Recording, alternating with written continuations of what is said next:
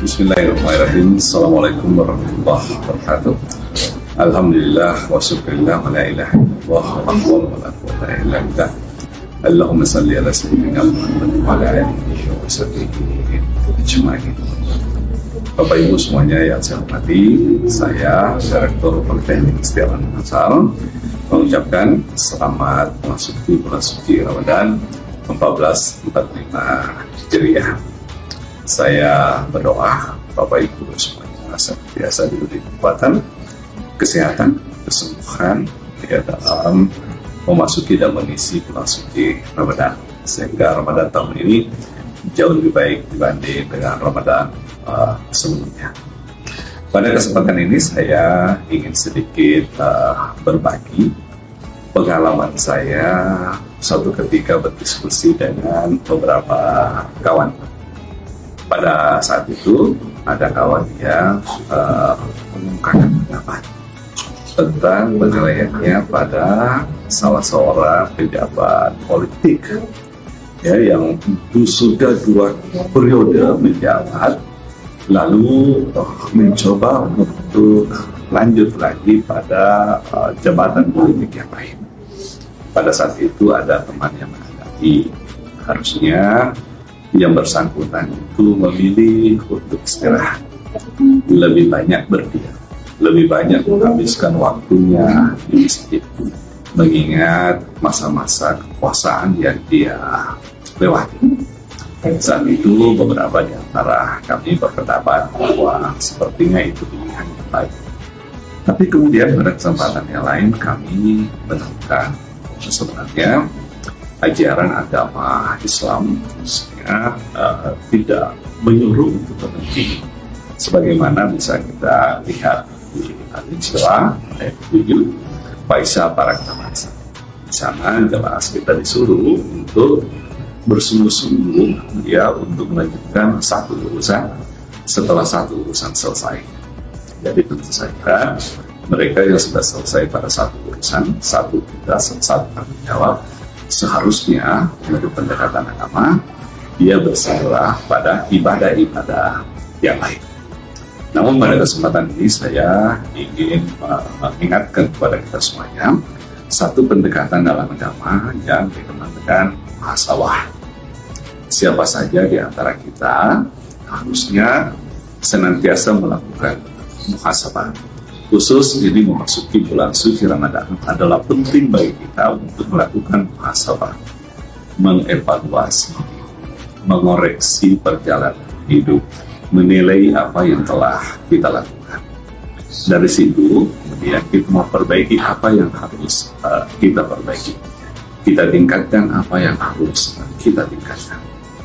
Teman-teman semuanya, saya berharap dengan datangnya Ramadan dan kemudian kita melakukan muhasabah diri, maka Ramadan ini memberikan satu semangat baru kita, satu kekuatan baru di kita, sehingga ke depan kita akan bekerja lebih baik, berkinerja lebih baik, berkontribusi lebih baik, beribadah lebih baik. Satu pesan saya yang kedua yaitu pembelajaran yang sering kali kita dengar yang diajarkan oleh para motivator. Ya, kisah tentang burung elang dan burung gagak yang mengganggu. Ya, ganggu yang diterima oleh burung elang itu dia tidak tangkapi. Dia terbang tinggi, semakin tinggi, sehingga burung kecil yang mengganggunya kemudian dia tidak terjatuh karena tidak mampu lagi terbang tinggi. Kita semuanya ini perlu dengan muhasabah diri, kita memperbaiki diri, fokus pada meningkatkan kemampuan, potensi, kinerja, sehingga semua kritikan-kritikan kecil, godaan-godaan kecil, gangguan-gangguan kecil yang ada itu membuat kita semakin berkinerja, membuat kita semakin berprestasi. Nasihat lain yang kita dengar bahwa tidak mungkin bagi Anda itu baik bagi semua orang. Tidak mungkin bagi Anda itu memuaskan semua orang. Tapi adalah penting bagi Anda untuk berkomitmen dengan tanggung jawab yang diberikan kepada Anda, tanggung jawab yang diberikan kepada kita, dan muhasabah diri membantu kita untuk mengingatkan tanggung jawab ini, memperbaiki apa yang harus kita perbaiki. Dengan muhasabah semakin komunikasi, kedekatan kita dengan orang-orang sekitar kita, kita semakin perbaiki. Dengan muhasabah, kekurangan diri, kekurangan kompetensi, atau kesenjangan kompetensi, kita semakin perbaiki. Dengan datangnya Ramadan, insya Allah ini menjadi momen yang baik untuk kita semuanya. Saya kira itu yang saya sampaikan. Mari kita mengambil hikmah, mari kita mengambil spirit dengan datangnya Ramadan. Billahi taufiq wal hidayah. Assalamualaikum warahmatullahi wabarakatuh.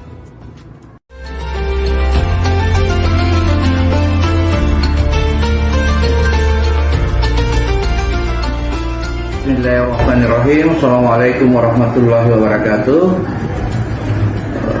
Ramadan yang kedua ini saya akan menyampaikan dengan judul kepekaan sosial. Ada kitab yang berasal dari Muqassabatul Qulub karya Imam Ghazali. Dia bercerita begini dalam kitab itu. Ada seorang ahli ibadah namanya Abu bin Hasim. Abu bin Hasim ini pasti sudah kita tahu ibadahnya itu luar biasa, tahajudnya, puasanya, apalagi sholat-sholat wajibnya. Ketika itu satu hari tengah malam dia pergi mengambil wudhu. Di tengah malam itu tiba-tiba ada seorang makhluk ciptaan Tuhan. Kaget juga si Abu Hasim. Langsung Abu Hasim bertanya, "Hai makhluk ciptaan Allah, siapakah engkau gerangan?" Dia katakan, "Saya adalah malaikat utusan Allah, mencari orang-orang pencinta Allah." Lalu si Abu Hasim bertanya, "Apa yang kau bawa itu, malaikat?" "Wah, ini adalah catatan orang-orang pencinta Allah yang sangat besar dan tebal, itu nama-nama ada di situ, pencinta Allah." Baik, Abu Hasim ini terlalu yakin bahwa pasti ada namanya karena ibadahnya bagus, tahajudnya bagus, apalagi sholat-sholat wajibnya. Ternyata ketika Abu Hasim bertanya kepada malaikat, "Coba cari nama saya Abu Hasim, malaikat." Kata Abu Hasim, malaikat membalik-balikkan catatan itu, ternyata tidak ada namanya. Kagetlah si Abu Hasim. Abu Hasim bertanya lagi, "Coba lihat lagi." Ternyata tidak ada namanya. Oh, kata malaikat, Abu Hasim, bukan saya tidak ngerti, bukan saya tidak tahu. Saya tahu kamu tengah malam bangun dalam keadaan kedinginan, orang lain tidur. Kekeliruanmu itu karena kamu itu ibadahmu untuk kepentingan dirimu. Mau dibilang bahwa saya ibadahku bagus, ria namanya. Menangislah si Abu Hasim ini, menangis terseduh-seduh. Abu Hasim, riaknya kamu itu ada kepedulian sosial yang tidak kau lakukan. Apa itu?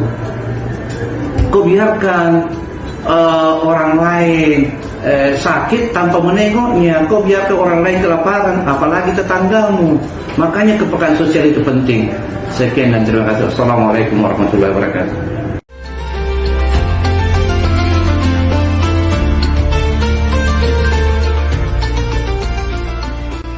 Assalamualaikum warahmatullahi wabarakatuh.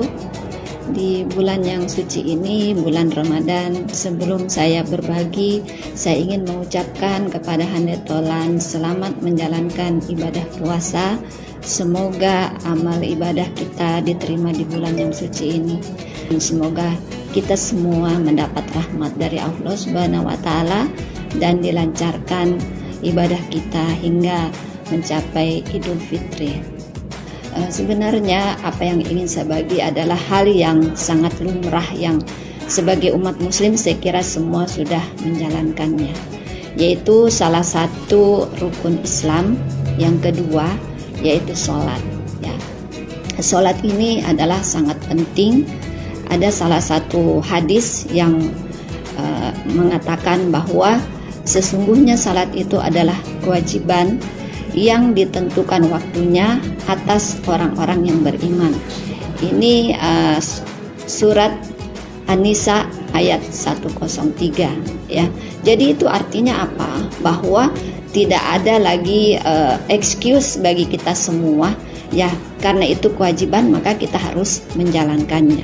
Jadi sebenarnya kalau kita betul-betul menjalankan sholat, baik itu sholat wajib maupun sholat sunat, saya kira tidak ada tempat untuk kita bisa kena mental health gitu. Karena apa? Karena yaitu tadi kita bisa, kalau misalnya ya namanya juga dalam hal kita berinteraksi dengan orang lain, di mana tentu kita tidak bisa mengatur perilaku dari orang lain apakah itu menyenangkan bagi kita atau tidak. Nah, dengan kita memperbanyak sholat, di situ kita memperbanyak doa kepada Allah Subhanahu wa taala, maka tentu itu akan menjadi sangat bermanfaat bagi kita untuk kita bisa menenangkan diri, bertawadu kepada Allah Subhanahu wa taala. Kemudian kita juga mendekatkan diri, dan kalau toh misalnya kita ada masalah, kita bisa memohon kepada Allah untuk dicarikan jalan keluarnya ya. Saya kira itu yang bisa saya sampaikan. Semoga sharing ini sebenarnya sharing dan renungan bagi saya sendiri, karena saya pun masih belajar begitu ya, banyak kekurangan, terutama memperbaiki bagaimana saya menjalankan sholat ini di bulan suci Ramadan ini, di mana kita ketahui setan itu di kerangkeng gitu ya. Nah, kita tingkatkan, kita melaksanakan ibadah sholat ini dengan sebenar-benarnya. Semoga sharing ini bisa bermanfaat bagi kita semua. Saya kira demikian yang bisa saya sampaikan. Assalamualaikum warahmatullahi wabarakatuh.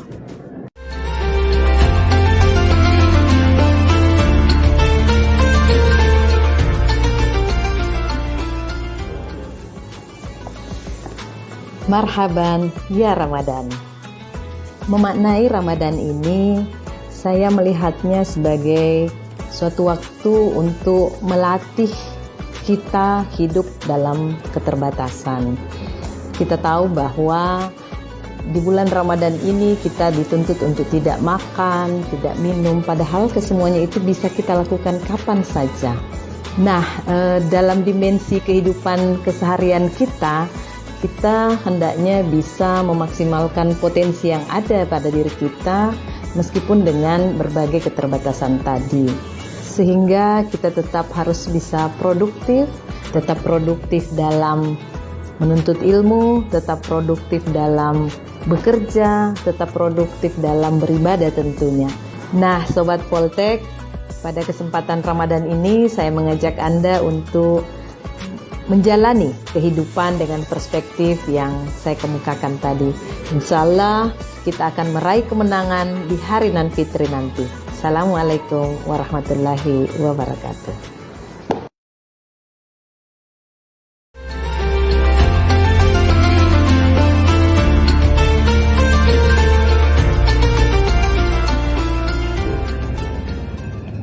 Assalamualaikum warahmatullahi wabarakatuh. Pada kesempatan kali ini di bulan suci Ramadan, saya ingin sharing pesan dari Ustaz Adi Hidayat, di mana beliau menyampaikan bahwa ada 4 keutamaan istighfar dilakukan menjelang subuh. Pertama adalah ditambahkan kesabaran, as-sabirin, dan cenderung hati kita menjadi lapang, mudah mengatur berbagai persoalan, karena memang Allah Subhanahu wa taala menambah kesabaran. Yang kedua adalah merubah dan menjadikan pribadi lebih jujur, as-sadiqina. Dan yang ketiga, menambah kehusuan dalam semua proses beribadah, wal qanitina. Jadi ada pesan ulama mengatakan bahwa sebelum kita melaksanakan sholat, sebaiknya kita istighfar, sehingga kita bisa lebih khusyuk dalam menjalankan ibadah sholat. Dan yang keempat adalah wal munfitina, di mana bertambah harta. Dalam hal ini bisnis menjadi lancar, pekerjaan menjadi lancar, dan harta bertambah, tapi berberkah. Demikianlah sharing saya. Semoga bermanfaat.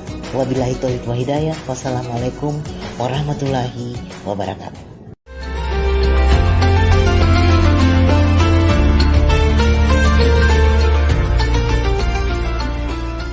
Bismillahirrahmanirrahim. Assalamualaikum warahmatullahi wabarakatuh. Alhamdulillahirabbil alamin, wassalatu wassalamu ala asrafil anbiya'i wal mursalin sayyidina Muhammadin wa ala alihi wa sahbihi ajmain. Bapak, Ibu yang saya hormati, marilah kita senantiasa memanjatkan puji dan syukur kehadirat Allah Subhanahu wa taala karena kita masih diberikan kesempatan dan kesehatan sehingga kita masih bisa menjalankan ibadah puasa pada bulan Ramadan ini. Tak lupa pula kita menyampaikan selawat dan taslim kepada junjungan Nabi besar Muhammad SAW. Bapak Ibu yang saya hormati, izinkan saya untuk menyampaikan 1-2 ayat dalam Al-Quran. Allah berfirman dalam Al-Quran surah Al-Imran ayat 133 dan 134. A'udzubillahi minasyaitonirrajim. Bismillahirrahmanirrahim. Wasari'u ila maghfiratin mir rabbikum wa jannatin arduhas samawati wal ardu uiddat lil muttaqin alladzina yunfiquna fis sarra'i wad dharra'i wal kadhimina al ghaidha wal 'afina 'anil nas wallahu yuhibbul muhsinin. Yang artinya, dan bersegeralah kamu kepada ampunan Tuhanmu dan surga yang luasnya seluas bumi dan langit yang disediakan kepada orang-orang yang bertakwa, yaitu orang-orang yang menafkahkan hartanya atau berimpak baik dalam keadaan lapang maupun dalam keadaan sempit, orang-orang yang menahan marahnya dan orang-orang yang memaafkan orang lain. Sesungguhnya Allah mencintai orang-orang yang berbuat baik. Ada 3 hal yang Allah sampaikan dalam ayat ini untuk kita mendapatkan derajat muttaqin. Yang pertama adalah kita bisa menafkahkan harta, kita bisa berimpak meskipun kita dalam keadaan sempit. Apatah lagi kalau kita memang mendapatkan harta atau kita mendapatkan kekayaan yang lebih.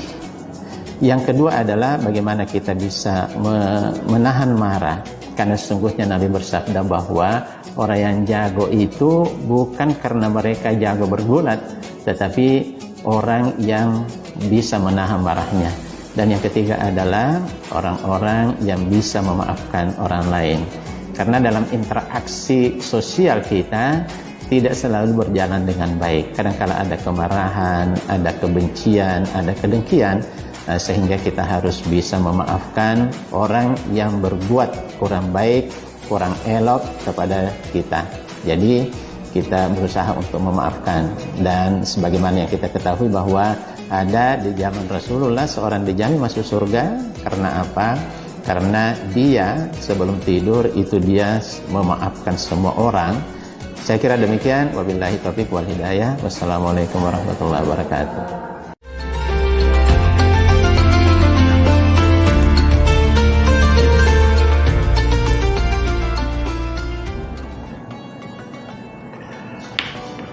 Saudaraku, saya mengutip nasihat dari Hasan Al-Basri.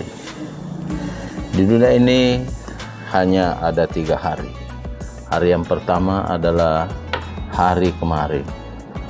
Hari kemarin adalah hari yang telah kita lalui dengan segala yang menyertainya.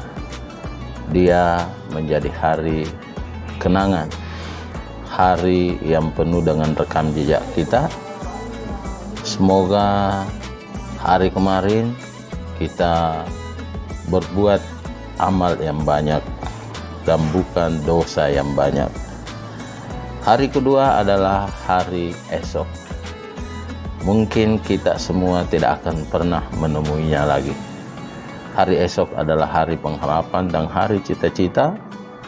Hari esok adalah hari yang bagi manusia tidak bisa dipastikan untuk ditemuinya. Hari ketiga adalah hari ini.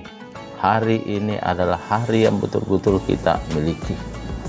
Oleh karena itu, saudaraku, saya berpesan, saya menasihati marilah kita memanfaatkan hari ini dengan sebaik-baiknya. Hari ini kita manfaatkan untuk berbuat amal, beribadah kepada Allah Subhanahu wa taala, dan apalagi di dalam bulan suci Ramadan ini, marilah kita menjadikan bulan suci Ramadan ini seakan-akan bulan suci yang terakhir untuk kita semua. Oleh karena itu, karena bulan suci ini kita anggap sebagai bulan suci yang terakhir, maka marilah kita mengoptimalkan diri kita berbuat kebajikan, beribadah di dalam bulan suci Ramadan, meningkatkan kualitas ibadah puasa kita, meningkatkan kualitas seluruh amalan-amalan sunnah yang hanya ada di dalam bulan suci Ramadan. Demikian saudaraku.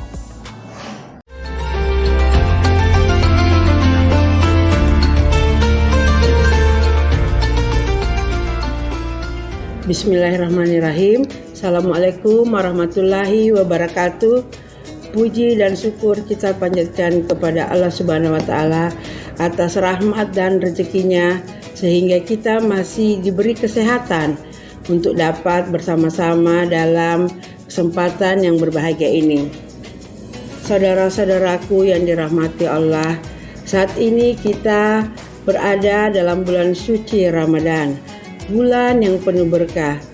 Selain menunaikan ibadah puasa, kita juga harus mengisinya dengan berbagai ibadah dan amal baik lainnya.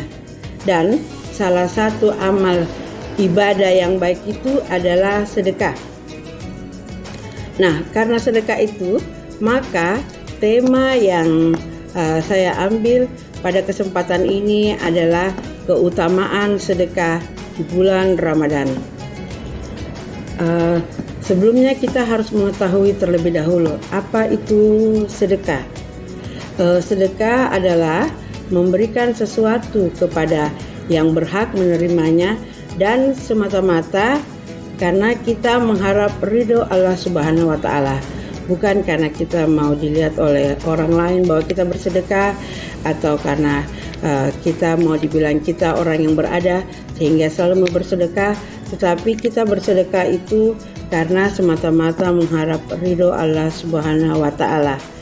Dan sedekah itu sebenarnya diberikan untuk siapa-siapa aja ya. Yang akan diberikan sedekah itu, yang pertama itu kita berikan kepada orang-orang yang fakir, miskin, amil zakat, mualaf, dan lain-lainnya yang dalam aturannya itu yang harus diberikan sedekah. Kemudian sedekah juga merupakan salah satu amalan mulia yang sangat dianjurkan oleh Allah Subhanahu wa taala dan Rasulullah sallallahu alaihi wasallam. Sedekah memiliki beberapa keutamaan seperti yang saya katakan tadi.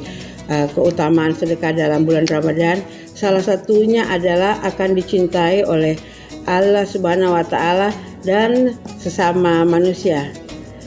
Hal ini saya kemukakan karena seperti sabda Rasulullah sallallahu alaihi wasallam yang menjelaskan bahwa orang dermawan itu dicintai oleh Allah, kemudian dekat dengan surga, kemudian dekat dengan manusia dan akan jauh dari api neraka.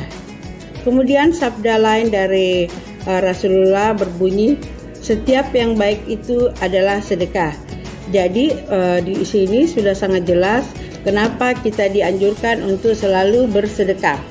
Sedekah itu bisa berupa pertolongan, kemudian bisa berupa kita melakukan kebaikan-kebaikan kepada orang lain, kemudian bisa juga berupa yang paling gampang ya, sedekah itu misalnya senyuman yang kita berikan kepada siapa atau orang-orang yang berhadapan dengan kita. Sedekah yang bagus itu adalah sedekah yang dilakukan dengan sangat ikhlas dan betul-betul mengharap hanya kepada Allah Subhanahu wa taala. Semoga Allah Subhanahu wa taala senantiasa menjadikan kita sebagai umat yang dermawan dan penuh kasih sayang. Itulah sharing saya yang bisa saya berikan pada hari ini. Mudah-mudahan kita semua menjadi orang yang seperti tadi saya katakan, menjadi orang yang dermawan, dan penuh rasa kasih sayang. Amin ya rabbal alamin. Wassalamualaikum warahmatullahi wabarakatuh.